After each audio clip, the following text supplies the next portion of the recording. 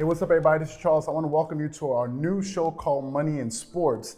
And in this episode, we're going to be answering the question as to why Kawhi Leonard is worth well over $2.6 billion to the Los Angeles Clippers. So that's what I want to get into in this video today. So again, if you guys haven't already checked out our podcast, make sure you guys check out the Dreamerspro Podcast. It's in the description below. Make sure you hit that. We're on Spotify and iTunes. With that being said, let's get into the content. So today I wanted to talk about something new. We're trying to introduce a new show, and we're trying to talk about some, sports and business and money and all of that. So that's what I want to talk about in this particular episode. So all the comments and feedback that you guys give me is going to be really valuable to the channel moving forward. So you guys let us know what you think in the comment section below. So today I want to focus on the business of basketball, okay?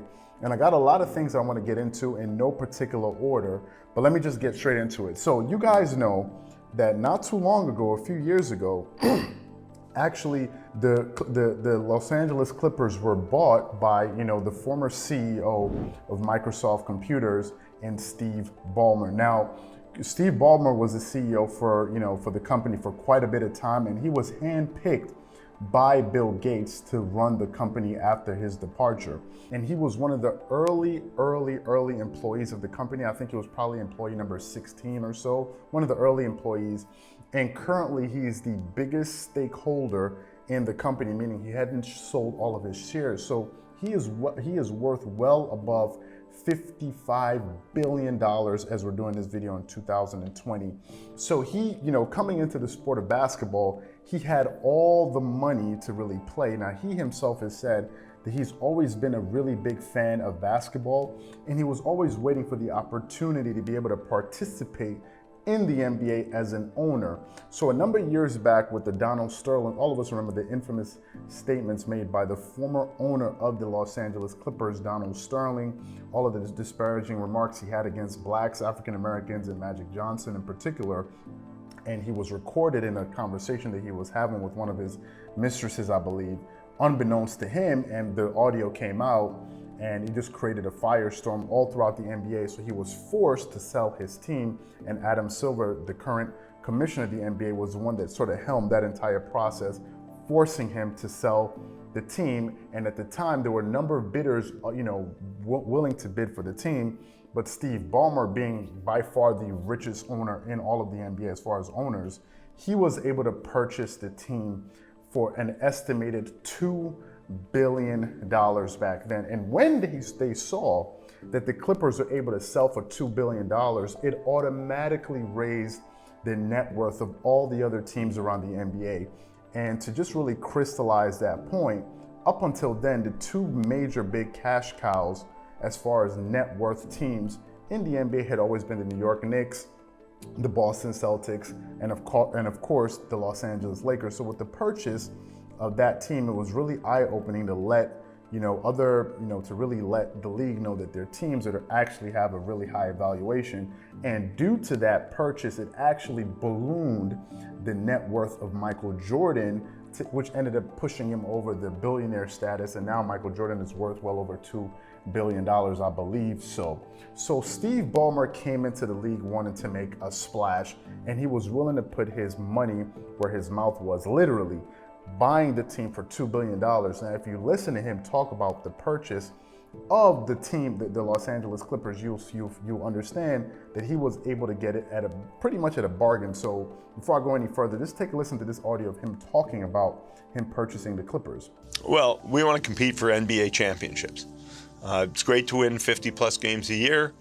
It's better to compete for an NBA championship. So we decided that we needed to retool. We're not rebooting, we're not going to the bottom. We have a very competitive team, but we have a team in which we have more options on how to get better and go compete for a championship. The salary cap is very complicated. It's a little like the tax code. In a sense, it's simple. You have a rate. But at the end of the day, it isn't that simple, because there are all these little perturbations. So I like what we've done with our team. It's given us more flexibility. I'd like to win a championship next year, but I'm sure, really enthused by the idea of getting where we need to be over the next 2 or 3 years. And obviously it helps It's to have that when you come out with a new arena. It helps Golden State there's an make argument. that arena. I mean, Sure. what you can charge for suites when you have a championship team.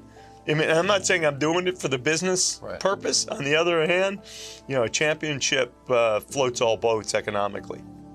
Not winning a champion. We've done all this analysis on what's good for ticket sales. A number one draft pick.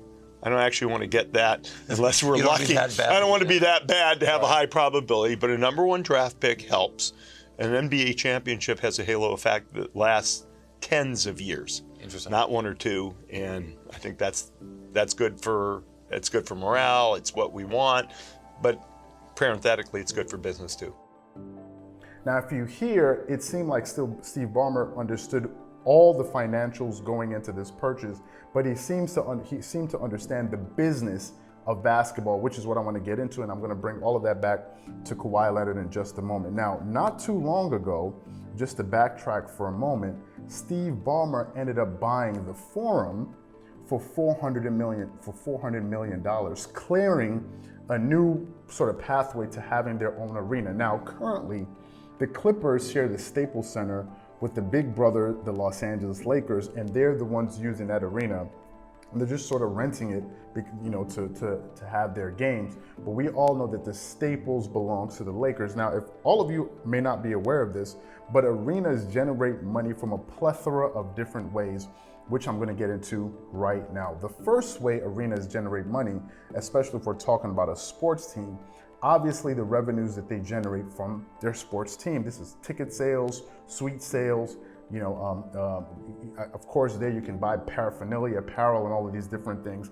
That's one sort of mode of revenue. A second mode of revenue is the revenue that they generate from renting out their arena for concerts. If you look at a lot of events that happen in Los Angeles, maybe the Grammys or maybe the Oscars, or depending on what the event is, the Staples Center rents out that building to other events, and they're able to host other events in the stadium and generate additional income.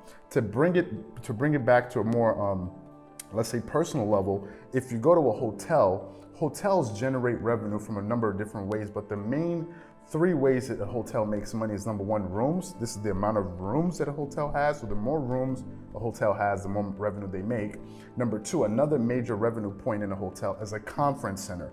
And a conference center is usually used by people that want to do events, maybe weddings, maybe hold meetings, maybe hold, send-off parties. Maybe a bank may want to promote somebody and may have an event at that hotel. Maybe different things. They rent out their conference room. So conference rooms are a major revenue point in a hotel. It's the same concept with an arena. An arena, if you rent out your stadium to do maybe concerts, maybe comedy tours, like you see Kevin Hart going and speaking, doing his comedy shows and all of these huge arenas, he actually has to pay for that space, and that owner of that particular arena, in this case, the Staples Center, they're the ones that rent out the space. So Steve Ballmer said that he really wanted to make a splash, and over the last few years, the Clippers have been a more successful organization than the Lakers, because the Lakers had been on a 6-year drought of not making the playoffs. So the Clippers, for the last 5 to 6 years, have had the more success between the two LA teams, and he saw that. But a lot of that has to do with the management that he put in place, with the Clippers being helmed by Jerry West, who's a consultant, and then also hiring Doc Rivers to be, who was an experienced coach, a championship coach, probably one of the top 3 coaches in all of basketball, to head their organization. And I think at one point he was a coach and general manager, but I think he was then demoted back to just being the coach. So he has a lot of smart people running his organization. However, what he needed was for the team to be taken over the top. Now, let me just go back and give you guys some of the financials of the Los Angeles Clippers over the last few years. As I said, their current net worth as of 2020 is $2.6 billion. But if we go back to 2015, the team was worth $1.6 billion. When they sold the team, when Steve Ballmer bought the team, the evaluation was $2 billion, which raised the evaluation of a lot of teams around the league. Since then, the team net worth has been going up. Now, you may be watching this and saying to yourself, how come that other teams in the NBA were able to, their net worth was able to go up? And if you look at someone like Michael Jordan, how come his net worth went up? I'll explain that to you right now. So the way it works is this: if you open up a business, whatever the business is, you have to, and you want to be able to evaluate your company, which they call a valuation. You want to know how much your company is worth. Generally, there are a number of different things that you have to look at in order to consider how valuable your company is. One way to do this is you look at your company, you look at the services, you look at the scope, you look at your revenues, all of these different things. Then you go into the marketplace and look at similar companies and see what they're worth. If you have the similar level of productivity, similar level of revenue, similar, all of these different things seem to be similar, then you can now sort of make an assumption and say, well, if that company is worth this and we pretty much do the same thing at the same rate as far as productivity, etc., then we're within that ballpark. And that's essentially what happened, because the Clippers were able to sell at that number and they had sort of a winning percentage at a certain pace. Maybe they had, attendance at a certain rate. It allowed other teams to understand, okay, well, if this is what they're selling at and we're pretty much on par with them, then our evaluation must go up, which also increased the net worth of teams like the Lakers, which also went up in value. And the Lakers and the Knicks are worth way more than the Los Angeles Clippers. So that's how the team was able to raise its evaluation, because essentially with Donald Sterling asking for $2 billion, Steve Ballmer willing to buy at $2 million, that became that's what it's worth in the marketplace. And since there are other teams in the marketplace that have the same similar service, then automatically their net worth went up. So that's how you explain that. Now, going back to the business side of this entire thing, as I said, there are other teams in the NBA that are worth quite a bit. As I said, the New York Knicks are worth $4.6 billion. They're number one. The Lakers are worth $4.4 billion. The Golden State Warriors are worth $4.3 billion. The Chicago Bulls are worth $3.2 billion. The Boston Celtics are worth 3.1, and the Los Angeles Clippers are worth 3.1. Now, let's get into the next phase of this sort of dichotomy of why Kawhi Leonard is worth well over $2.6 billion to the Los Angeles Clippers. For us to be able to unpack that, we have to look at how the team generates revenue over the years. More specifically, how much money they make. As of the season 2018-2019, the team made roughly $282 million in revenues, and you can get that information from Statista.com, so you guys can go there and check that out. Now, if you're saying to yourself, okay, the team generated that amount of revenue, we have to look at what's their overall cost. In this case, the biggest expense to the Los Angeles Clippers is what? Their salaries, okay? The salaries of the players comprise a huge amount of the expense that they have, because remember, they have to pay these players their salaries. Now, currently the Clippers have 2 max players on their roster. The first max player is Paul George, and he's earning $33 million per annum. Right after him is Kawhi Leonard at $32 million. Then you have Marcus Morris at $15 million. Patrick Beverley earning $12 million per annum. Then you have Lou Williams earning $8 million. Then you have Zubac at $6.4 million, Montrezl Harrell at $6 million. So their overall sort of active roster cap is $130 million. Now, if you adjust that, now these are the numbers for 2019, 2020, one would assume that they were actually able to generate more revenue in 2019-2020 campaign, because there's more excitement, more people are going to the game, more A-list celebrities are actually patronizing their business, getting more front row seats, which also brings me to another form of revenue, which is the suites. Okay, these are the skybox seats where you see a lot of times these big celebrities like to go and watch these games. Now, to go back to why Kawhi Leonard is now making this team worth more is quite simple. Kawhi Leonard is giving the Clippers the best chance in the history of that organization to become a championship team. Now, what do championships do for basketball teams? Essentially, what championships do is, once a team wins an NBA championship, Number one, they automatically become more valuable. If you notice, the teams at the top of the list with the most net worth, with the highest net worth, are all championship teams. They've won a championship at some point in their history. Another thing to consider is that because Kawhi Leonard gives them a higher probability to win the championship, this is now, obviously, this is the projection that they're making moving forward, and this is the reason why still Steve Ballmer is not afraid to spend this much money on his team, to invest, on his investment, is because if Kawhi Leonard and the Clippers win a championship, their skybox seats, for example, for a regular season game, to get a seat in a skybox suite for the Los Angeles Lakers, you're looking at paying about $3,500 per head. Now, you may be saying to yourself, that's high, but if you look at all the costs associated with operating each one of those suites, it actually makes a lot of sense. If you go to the Lakers website and you inquire about one of those seats, you can actually get into a live chat where someone will be chatting with you in order for them to give you more information about that service.